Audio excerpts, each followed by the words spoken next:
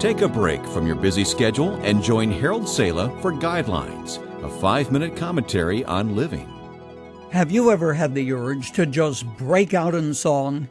It may have been inspired by a beautiful morning, or the check that arrived in the mail, or the phone call from a best friend. You felt like shouting something that Handel would have written, something that would praise God from the depths of your being.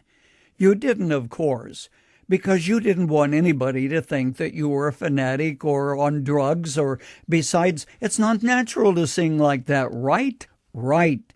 It isn't natural, it's supernatural. When Paul and Silas sat in a Roman prison at Philippi, their feet in stocks, their backs stinging from the cut of lashes, they began to sing with joy.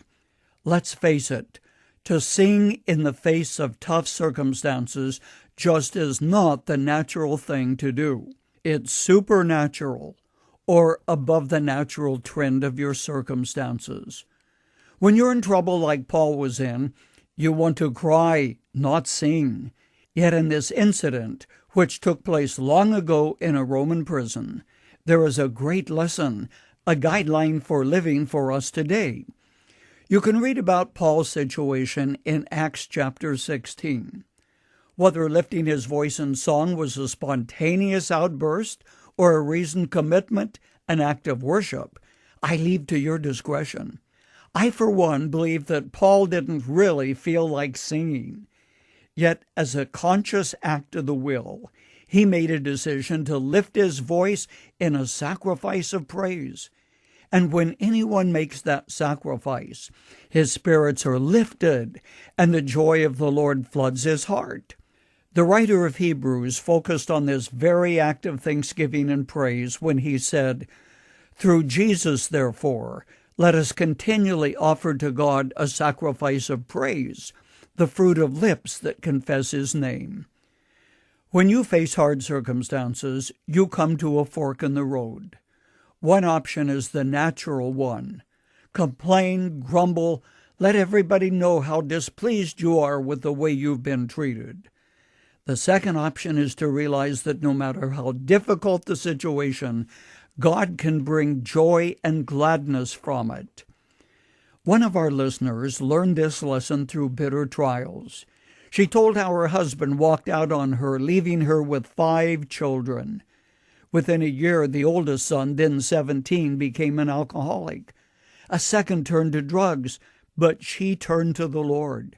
She wrote, "As I had no one to lean on then, I fell back on God, praying, hoping.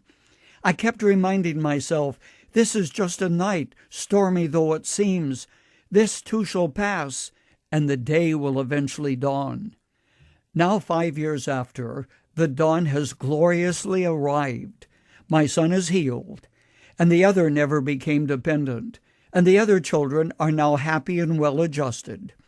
With the help of God, all of us as a family have triumphed, and in the process, God has met our needs materially, financially, emotionally. So did the husband come back? No. Did God answer her prayers? Yes, but in a different way from what she expected. Why is it that the writer of Hebrews refers to praise as a sacrifice? Because at times it is just that. Take time to make a study of the life of David, and you will quickly identify with his problems and difficulties. Yet he learned through praise and worship to rise above them. The sacrifice of praise is amply rewarded.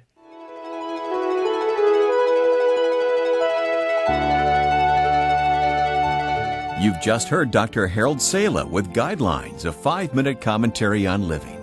If you would like to listen to the program again, download a copy, subscribe to our e-commentary, or view other resources, visit guidelines.org. We would like to hear from you too.